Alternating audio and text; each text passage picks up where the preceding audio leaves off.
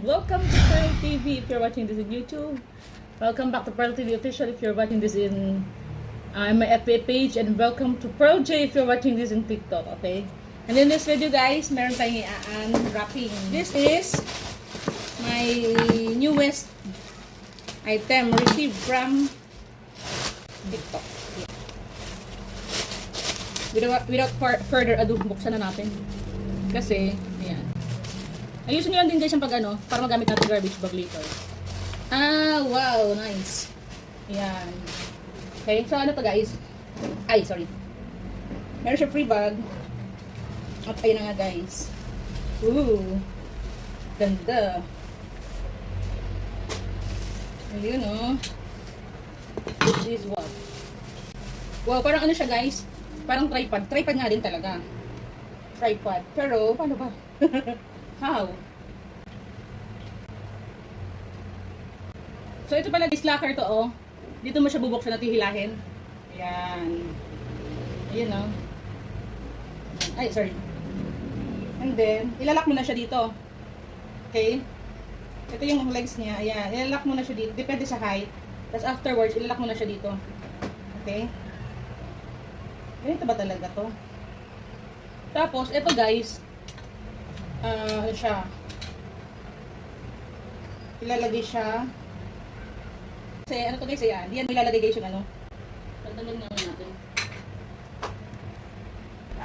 So, ito guys, tinanggal ko siya guys dito. I-unlock nyo lang siya guys. Tapos, ilalagay nyo to. Isasalpak nyo to. Ayan. Okay? Ayan guys, ito na pala guys yung tamang setup ng easel, Ito siya, kaya magtataka ka bakit meron siya mga butas-butas. Ito pala na parang tornilyo, dito siya isasabit. Okay, so mali kanina. Tapos ito pala, ibababa instead na itataas. Kaya pala sabi ko, something's wrong. Okay, so ganyan. Okay, so ilalagay na natin. Kaya pala sabi ko kanina, nakakatakot naman, napaka-unstable. Okay, so ayan, napaka-stable niya na. Ayun guys, So guys, super ganyan. Diba? Ang galing. Makita ka sa inyo. I'm gonna show you at the back part. Ayan. Ganyan siya. So stable na. Unlike kanina, ilalak lang natin yan. Yan. Nakalock siya. And very safe na guys yung connection.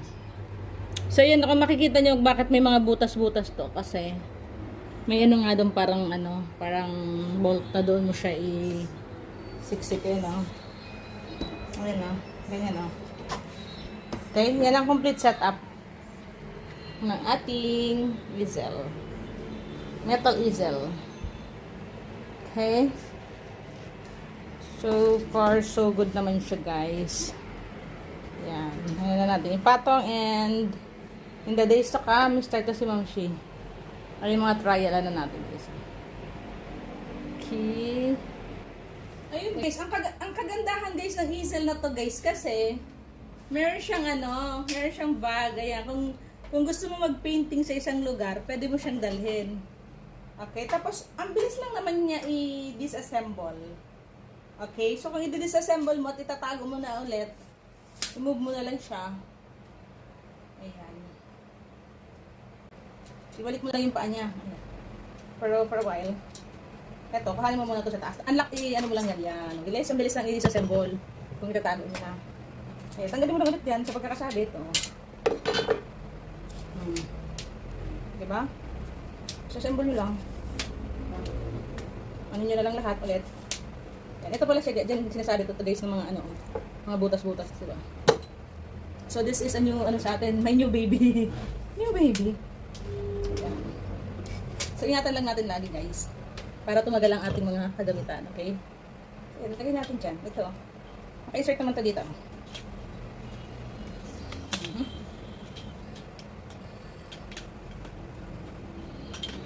Yan. Ang galing nga ng pagka-discover nito. Kasi lalak ulit. Kasi papasok ulit dito. Diba? Very portable. Parang yung tripod lang sa tripod lang sa pagbablog. Diba? Meron din dito yung naka-tripod ko sa pag-vlog Ayan. Meron din free bag. Okay? So, ayan. Bye and thanks for watching. Sana na may natutunan kayo sa pag-assemble ng easel in your painting. Bye! Abangan yung mga paintings ko guys.